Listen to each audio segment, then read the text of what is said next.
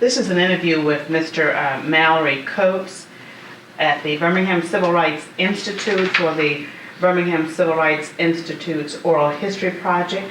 This is Friday. This is July 12th, 1996 at 1 p.m. and I'm Betty Miles. Hi, Mr. Coats. How are you today? How are you today? I'm doing good, doing good. Glad you could come in and share some information with us. I want to talk a little bit first about your background.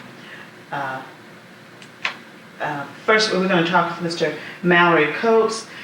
This is an interview with Mr. Coats pertaining to the Birmingham Civil Rights Institute's Oral History Project. And this is Friday, July 12th, 1996 at 1 p.m. at the Civil Rights Institute. You doing okay today, Mr. Coats? Doing fine. What about you? Good, doing just great. I want to talk a little bit about your background and where you're from and all of that. Are you a native Alabamian? Yes, I'm from Birmingham. Oh, yeah? I was raised in a little community in Homewood called Rosedale. Oh, okay. Yes, our school is no longer with us, but integration got it. But I grew up there, and I attended 2 years at Alabama A&M, transferred and went to Indiana University and received a BS degree.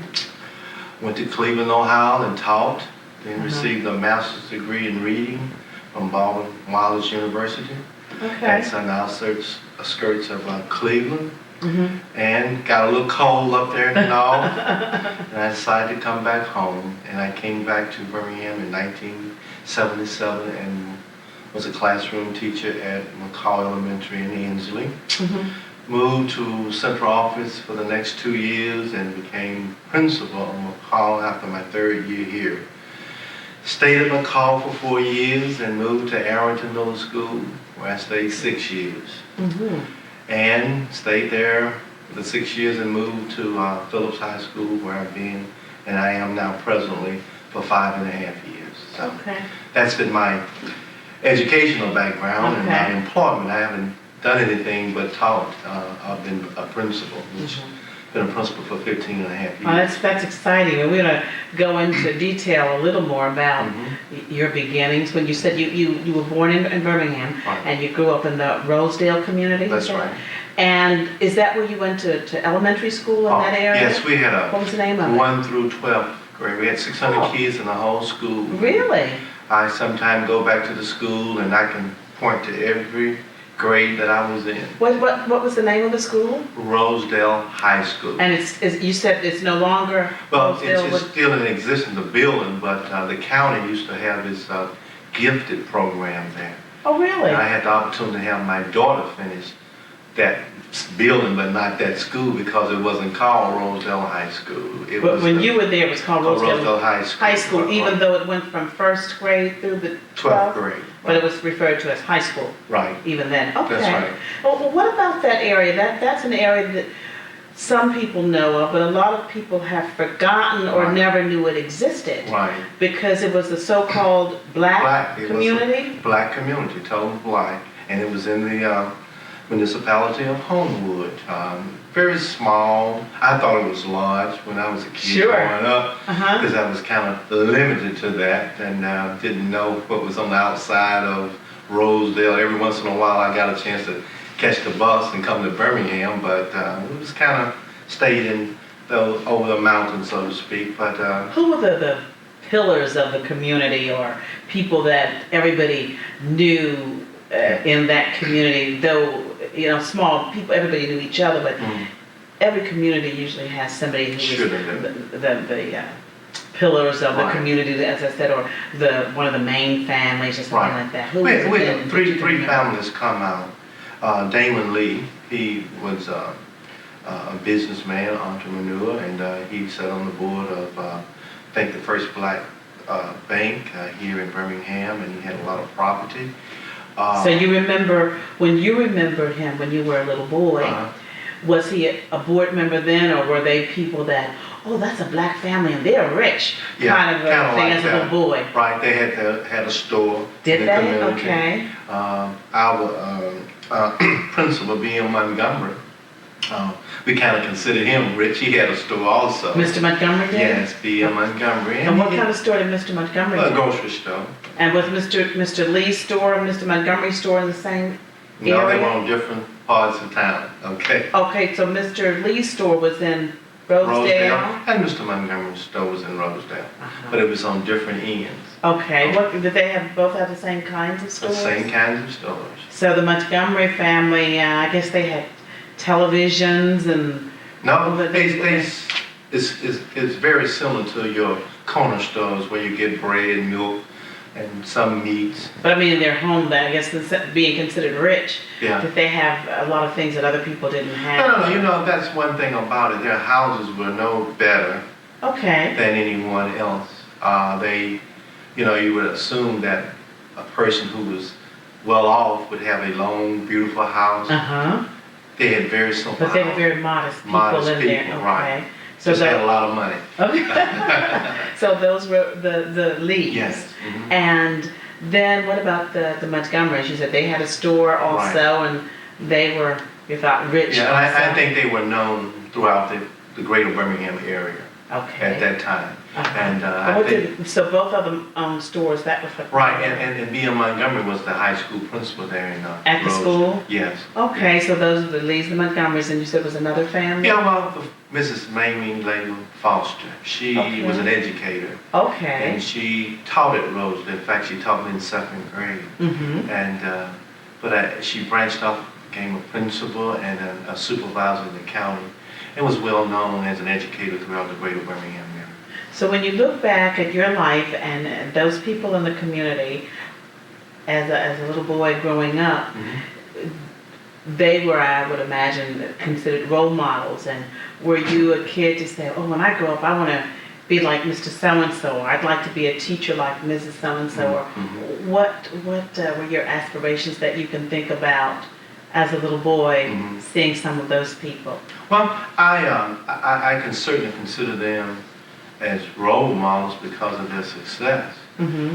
But I also considered people like my father and other people who were not so successful.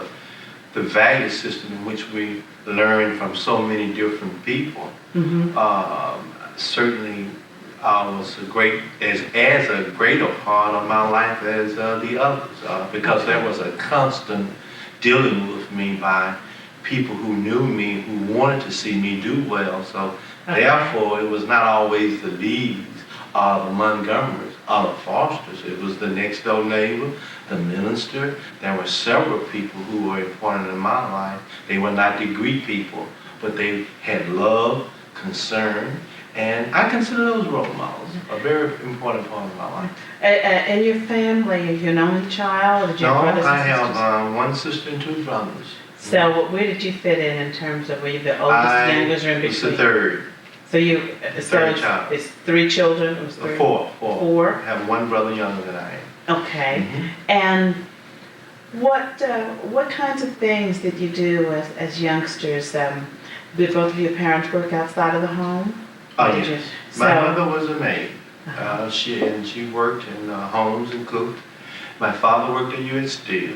So that was considered, at that time, working for the steel plant, wasn't that considered a very good job? Very good job. And people who worked at the plant like that, weren't they considered kind of wealthy too? Yeah, we ate well. And your mom, you said she was a maid. Did she work for a prominent home. kind of family, or would people have known? You know, when you hear people talk about that own a department store or No. doctors or lawyers. No. She did not do that. But when she would go to work, did she ever? What kind of family did she work? Oh, she worked with Were they very fine people nice? now. Oh, yes, very, very fine people. Thomas Hearn, who was vice president of UAB, she did most of her work there with that family, who is now the president of Wake Forest University. And I went in his office one day and, introduced myself to him. And we kind of reacquainted ourselves because they were very nice people. And I think they really loved my family and respected my family, yes. What were the kinds of things that you did as a kid, and was your family one that was very involved in the church, and what about the movement? How was your family involved in that, or what do you remember as a little boy growing up? Right. My parents my father was a deacon. My father worked very, very hard. I always knew that I was going to college from day one. Mm-hmm. Out of the 4 kids, 3 of them finished. My oldest brother did not, but that was his choice. Mm-hmm. However, he's doing well. But it was a thing, education was most important. I mean, you had to get your lesson. One of the things in terms of the movement, I really honestly think that my parents were like most black parents. They were afraid. Okay. They didn't want to really get too involved. I remember my father saying how wrong these things were, how wrong those things were, how they were being treated as blacks in the community. But one thing about my father, I admire him. He was the first black in Rosedale to win a beautification award. And that was many, many years ago. And when it came to keeping up the property, he would always call City Hall in Homewood and sort of give them hell. And I do remember the person who was over the streets and sanitation coming to my father on the porch one day and said, you know, called him Willie. He said, Willie, if I had one more black over here, just like you, I don't know what you would do. He would always give them hell. We didn't have paved streets, so we had gravel street, the gravel and dirt streets, and he would always make them come and put gravel in it, washed away until we got paved streets. So he was a very concerned person. He was real diligent. Yes, and he fought very hard to get gas, and we didn't have gas. And you're in the house? Oh, no. When I was a little boy, we had coal. Oh, really? Yes, and he fought in some other. There were only a few of them, but they really fought to get that. Let's talk about that a little bit. You said that your father, in terms of the movement, what age do you remember overhearing your parents talk? And let's talk a little bit more in depth about what you heard them say. Well, I was no more 7, 8, 9 years old at the most. Okay. And, they pushed for a better community, not necessarily try to integrate. That was never the question in my father's mind, but make sure that we have decency. I think in his heart he wanted his children to, at least if we had to walk on gravel roads, let it be smooth, packed, so we wouldn't be stumbling and falling and riding on bicycles, things of that nature. So there were several men in that community, Mr. Cook, who just would give them hell about keeping up the black community. So he said, he knew of situations that you overheard them talking about the mistreatment of black people. What did you hear him say? Well, I heard him say that, like the garbage collector. Okay. We will only get once a week. The white community would get twice a week. I've often heard my father on the phone talking to his name. I remember his name very well, Mr. Payne, who was over streets and sanitation. Why can't we get the 2 weeks? My trash cans, my things run over just like everybody else. He would never call, say white people, just like everybody else. And that took a lot of courage. Oh yeah, he was during that time. He was not a coward by no means, and that's what I mean by role models. You don't have to be degreed. Sure. What you do, and everybody can't stand up for everything. Sure. But in life, you need to be able to say and point to something. Well, I did this for my people. So what did your mom, did you ever, my mother was very, my mother was kind of like most ladies at that time, didn't want him to speak out too much about certain things. And not that she wasn't supportive, but she was afraid for safety. Right. And that's the type of thing that we would hear from our parents, and the type of feeling, don't get too much involved with this, because they were afraid. So as children, and these are the things that sometimes when in interviewing people like you that others may have read about, or other children who were not born at that time don't understand. So this is why we want you to really just explain. And Benny, that's one of the greatest discredits that we've done to younger kids. I've been with young black kids ever since I finished college, and worked, and I always have tried to share things, my experience in the classroom as an administrator, to tell how it was when I had to get off the baseball field when the white kids would come and play Pee-wee, makes no difference, knife ending or what.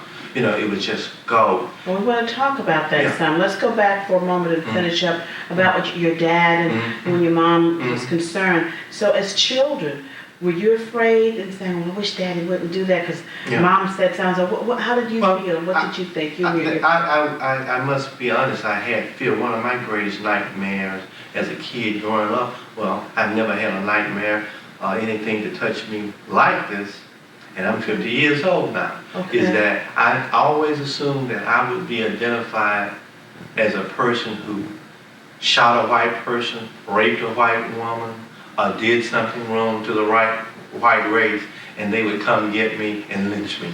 And what age were you when you used to dream about 9, that? 10, 11, 12. And why did you? Well, it's the experiences. I mean, you know, you could not live in the Deep South and not feel things and see things and hear things. I mean, you know, there were a lot of terrible things that were done to us.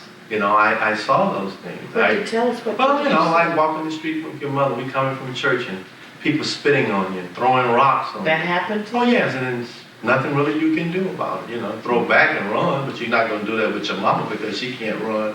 So this is when you were in Rose jail? Yes, yeah. And these were white people that? Oh yes.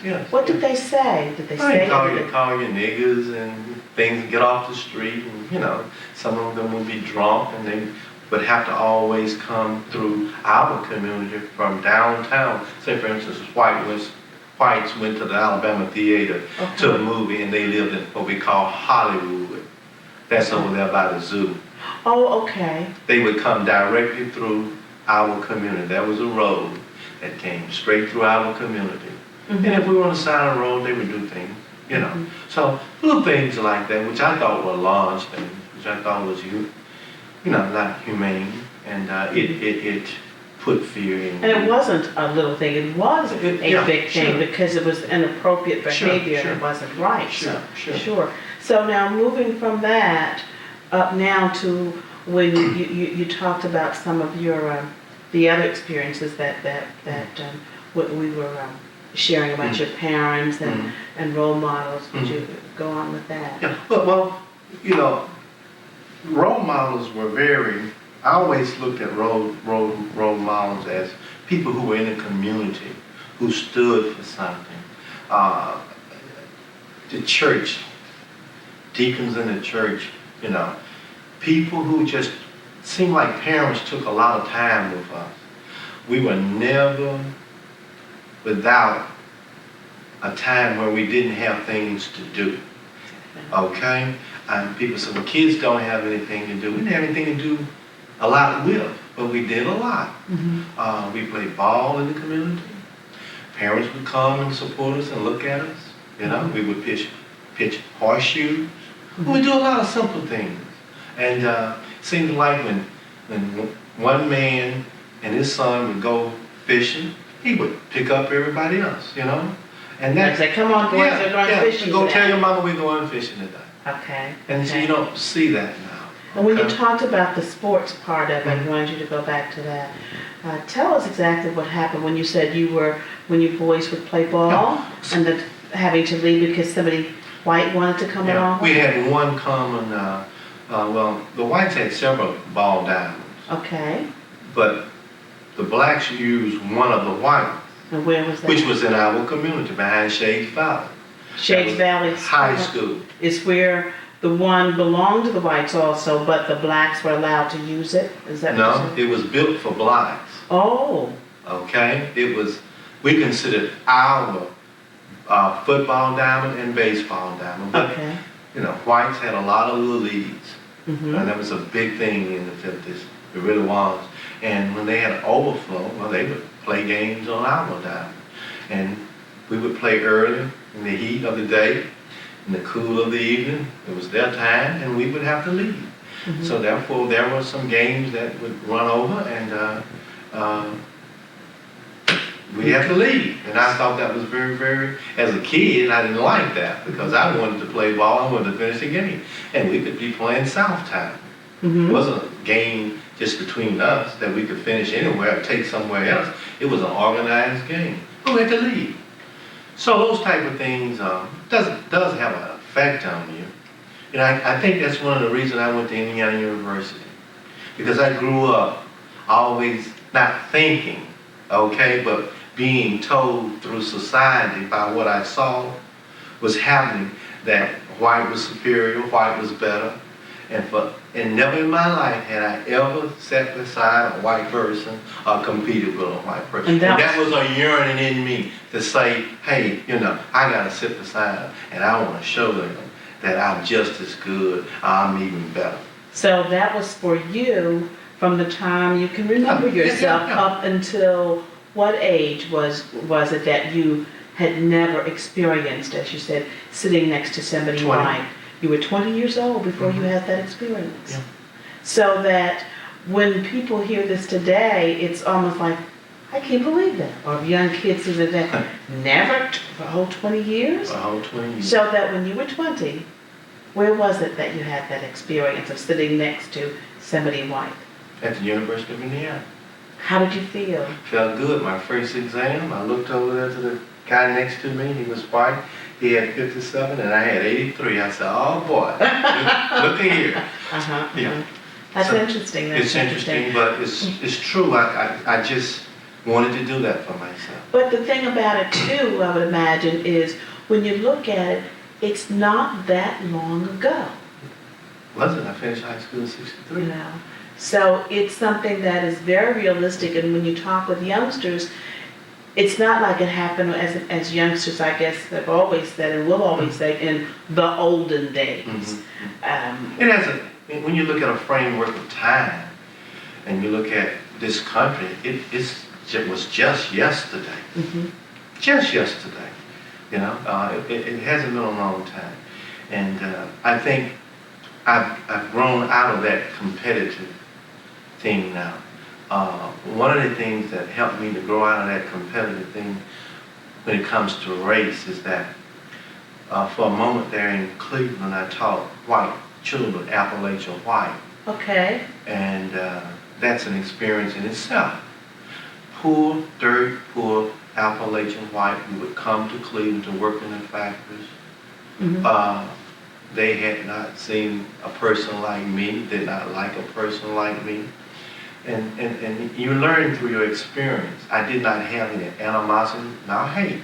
I just wanted to prove myself at one point to show to myself, not somebody else to do it for me. I wanted to do it for myself. Mm-hmm. And so once that was over, had some difficulty because I was called nigger. And this was in Cleveland, first job in Cleveland. What happened? Who did it? Who called you that? Little kids, 5th and 6th graders. Okay, I was an elementary teacher. Okay. And Mr. Coates has on nigger shoes today. You know, we was wearing. What are nigger shoes? But patent leather shoes. We were wearing patent leather shoes at that time. You know, the little shiny patent leather. And those were nigger shoes. What, because they were black or they were shiny? Well, because I guess it's because more blacks were wearing those shoes than whites. And being Appalachian white, you know, they didn't wear them. Okay? So things like that. But you know, you don't get angry. You try to help them. You try to get them to understand. You take a different role of trying to bridge the gap between races to make the world a better place. And so I took on that type of attitude and think I did real well. Okay. Well, let's talk about Dr. King. Did you ever meet him or growing up, and if so, share with us? I had an experience in the 6th grade that is still with me. And this was at Rosedale? Rosedale. Okay. My principal came to the 6th grade class and announced that he wanted a young male to read the Emancipation Proclamation at the program that they have here every year on New Year's Day, January 1st, and announced that Dr. King would be the guest speaker. So this is going to be a big crowd, a large crowd, and we needed somebody who could read well but had, you know, the courage to stand up before a large crowd. It wasn't bashful and outgoing young man. And I didn't say, well, you know, I guess he's not talking about me. But anyway, my teacher sent 6 kids to the principal's office and read for him, and they convinced me I was to one. So you were one of the 6? 6, right. And so I had to do that. Well, I practiced, and well, I could read it day one. But you know, you practice your delivery and things of that nature, enunciation, be clear. But anyway, I didn't think very much about it until my father and I got on the bus and got to 16th Street Baptist Church. I'd heard of Dr. King in the Barcott 55, so he was not a stranger to me. Okay. But when I saw the policemen and all the crowds and people standing outside the church, and I just said to myself, I said, I don't know if this is it. Dad, can we go home? Did you? That's what you said to your daddy? Yeah, you know, because I mean, it was, you know, for, 12-year-old. Sure. That was not easy. Yeah. So what did daddy Well, say? Dad, you know, what Dad fathers do, he said, okay, you here, you're going, you're going to do well. No turning around, so, you know, what could I do? So, got up, went on the stage, and sitting 2 persons from Dr. King, and Dr. King gave this great address, and I just sit there amazed, and I could see that's the first really black person of renowned stature I had ever been in the company of. And that was just, I forgot about my speech, you know. And I'm thinking, you know, boy, wouldn't it be great to be like somebody like that, to stand before people and demand their attention, be so articulate and all that. Then it was my time on the program. I said, God, help me. But anyway, went through it. And he presented me this book. Is that the book? Yes. Let's see. What is it? It's a Negro history book. And Langston Hughes was the writer of this book, and with his autograph in it. It's a black Negro history book, and I made a promise to myself about a week after this to use this book to encourage black kids, especially males, to read. And so what I would do, especially when I was teaching like at McCall, and little black boys don't like to read, you know, and I would tell them the story of this book. Say, you know, I got a chance to meet one of the world's greatest men and shake their hand. And they said, well, who? I said, Dr. Martin Luther King, and I was just in the 6th grade. And I got that experience because I could read. And reading gives you so many benefits, okay? So, you know, you can see it's old and been used. And I made a promise to myself a long time ago that when it was time, I would use this book. And one of the reasons I believe I went and got a master's in reading was because I understand as a black male, it is so important that black males learn to read adequately. And so that's probably been my life and my punch, and every time I talk and speak, I try to include males and tell them to read. So you were 12 years old. In the 6th grade. And in the 6th grade, and when you finished, and he came over on the stage and gave you that book at the church, at the stage. He passed it to me, you know. And my point was, I was so nervous, and this is something about experiences. I thought about this so many times about this book. I said, now Dr. King didn't even say that's how modest he was. And I thought how, you know, some people, they just love to sign autographs, like a star or something like that. But that was not his character. He was real modest. And I was so afraid, you know, I've never been in a situation where, you know, we talk about signing autographs and everything like that. I mean, you know, I don't think I've ever witnessed that. Not a black person. So I just didn't think. But I'm sure when the program was over, you went home, your mom and dad, what did they say? Oh, they were very proud, you know, that told me I did very, very well, you know, and I was very proud too after it was over. And did you probably did and didn't in a sense, because we all were very hopeful that he would have lived a very long time, but as you became older and as an adult, and holding on to that book, but when you first got it, I'm sure you were real proud, but after a while, I guess did it mean as much, or you didn't pay any attention until you got older and knew more? This book has been something that has not lost its glamour or thrust with me at all. I think I've gotten many awards but this is the most precious thing I've ever received because of the spirit in which it was given and in the time that it was given. When I look back on Black history, it was a marvelous time for me as a young person, really to be Black, because I was in the midst of this struggle, and I found it to be encouragement. You know, you can find encouragement and find yourself as a Black person, and I think that's what a lot of us did. What about your family, children, and that you may have, and when we see on his anniversary of his birthday or anniversary of Dr. King's death, and you see national and international programs and people showing mementos or different things, and you that are in museums and everywhere, and you have something that of your very own. When you talk with your children about it, what have they said? My own your own personal kids. In fact, I told my daughter, who's in med school, she's a senior in med school, that I was going to be interviewed today about this book. She said, "Well, that's great, you know." And I've tried to use it certainly with my children to be an inspiration. I believe it has, because all three of them, two of them have finished college and doing well, and have one young son who is going to FIST in September. I suspect he will do well. And but I use it, especially on those boys, to teach them how to read. But when they see, Dad, you really have a book from Dr. King? That is that what they? Oh yeah, they were excited. They were excited about it. I mean, it wasn't any just a little thing, you know. And the way I told you, naturally, I but it was interesting. But I think parents, it's a blessing to have things to share with your children. And that's certainly something that I share with my children, and my kids have read it, so they got a chance to understand Black history.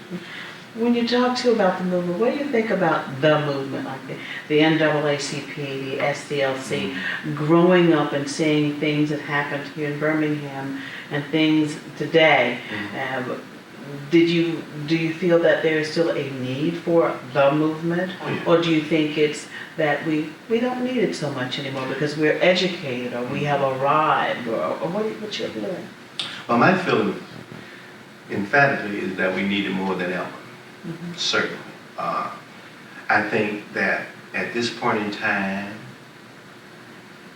it would be to our advantage to do what we did in the past, come together. I was so proud of Black people. I mean, really, you know, I'm a product of the 60s, and you just don't know how I feel sometimes for some of the things I see. Now, we've done great things, we've done a lot of things, but when you look at isolated incidents and isolated successes, and then you look at your people as a whole, then you're not so happy. The problem that I have, and this is why I say that we need to get the spirit of the movement, is that now more than ever, we have resources. We have people who have been trained to do certain things, to lead us certain places, to provide some of our own opportunities. I'm not so sure that we are getting outstanding models there. Okay. All right? And I think one of the reasons we've lost that feeling of that movement, that togetherness, that struggle, that one for all and all for one type of feeling that I was so proud of Black people, you know, of having during the 60s. It was a marvelous time as a young man. I had high hopes for my people, and I still do. But I just could see us overcoming just like that, because that's just what the movement would make you do. I just couldn't see myself failing at anything. You know, college, I don't care, Indiana, Harvard, Yale. I was going to be willing to pay that price because I think I was riding the back of parents who sacrificed, people who had died. And I think we need to tell our kids, I think that's what we've lost. We've lost the feeling. So how do you get that feeling back, or is it possible? It's possible, because all things are possible if you believe. Okay. I think what we have to do, first of all, is as a race, as a people, realize that we're just not cutting it. We're not getting there. That's the first thing. We got a problem, and we need to fix it. All right? Then we need to get together and decide how to fix it. But I think the thing that moves the movement is that you don't forget anybody. Okay. And I think that's what we've done. We've forgotten the little people. In the movement, little people were important. And one of the reasons, because most of us were little. You see, so, and I can understand, and I'm not being critical because I think that does not help us at all, is to criticize. There are blacks who moved away from the mainstream of blacks, and that is to give back just a little something, okay? Like this book, okay? I could have taken it home, set it on the shelf, when guests come and said, look what was given to me. It's in the classroom, it was hell. I was not afraid of it being torn up. Because that meant that it was being read. Right. In a sense. Right, and I think that's what Dr. King would want, you see. As a principal now and working with a very large population at your school, and let's take the young men first. What do you see as a concern? I don't want to say a problem, but a concern as you see all of these young men, black and white, but predominantly black, at your school.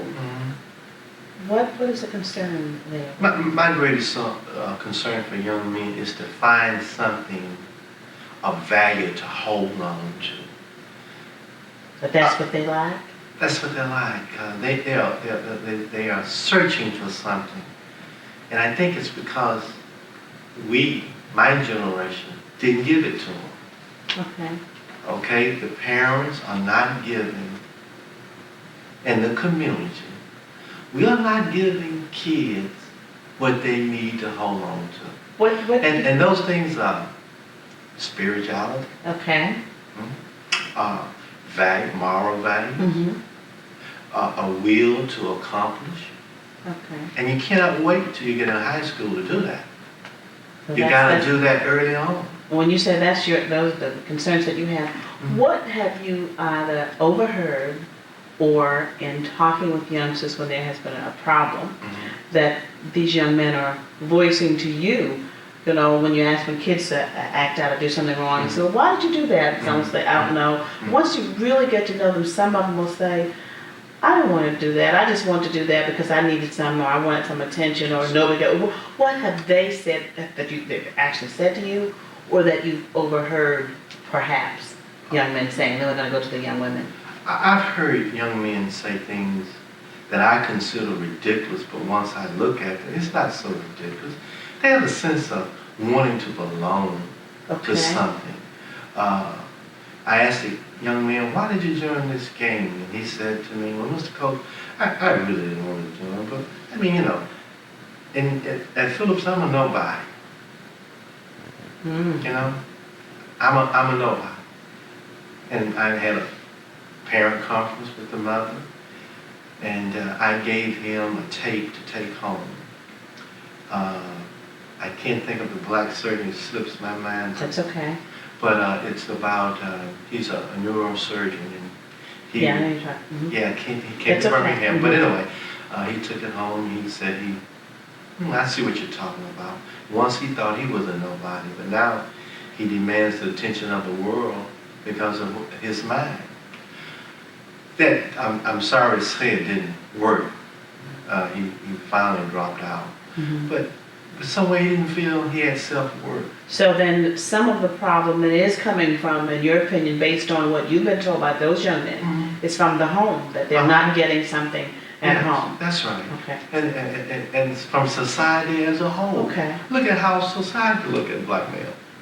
You know, you gotta feel that you're important. Now let's go quickly before we lead to the young women.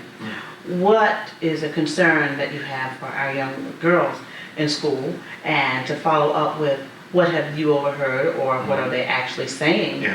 That's the problem for them. Yeah. It's pretty much the same problem. Okay. One thing that I'm trying to instill in young ladies, don't lower your standards. Okay.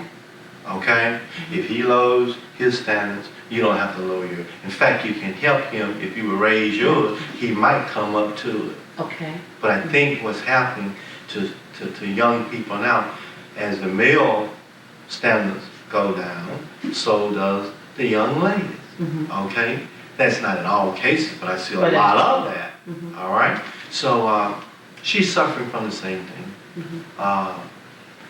People who in her life, his life, who's going to take time. I'm not talking about people just running through here. Okay? I'm talking about somebody who's going to have some staying power. Okay. Somebody who's going to be there for you. You know, we all would be great people if we can get the right advice at the right time. Sure. Yeah. Huh? That's true. And you think about that.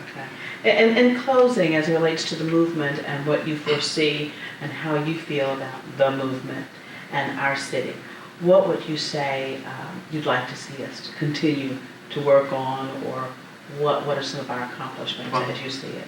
I think the Civil Rights Museum is an excellent accomplishment. It's something that all of us can be proud of, but one thing that we need to work on is getting more black children in here and presenting a program that sticks when they leave. It's one thing to see it, but can you see it and feel it? Okay. All right? I want them, we need to find means and ways to make them feel it. To feel it is more important than seeing it, because when you feel something, it stays with you. So that's through speeches, that's through people who are giving experiences and testimony. We need to go back in time and make them feel the movement. So that they can see what that struggle was like. Right. People giving their lives. I think if black kids could ever feel the movement, they will do just what I did, feel that they have a responsibility to that movement. And until they feel it, they feel no responsibility to it. And that's what's happening. They don't feel a responsibility. Hey, that's you, Mr. Coats. You went through that. Huh? I didn't go through that. Hey, it's not my fault that you had to go to Indiana University to find out that there was a certain thing called a pizza. I had a pizza when I was 3 years old. You got what I'm saying? So to feel it is what you're saying. Yes, they must feel it. That's our dilemma. How do we make black kids feel the most important thing that ever happened to black people in this country? That was the movement. Okay. We certainly thank you for sharing with us. Oh, my pleasure.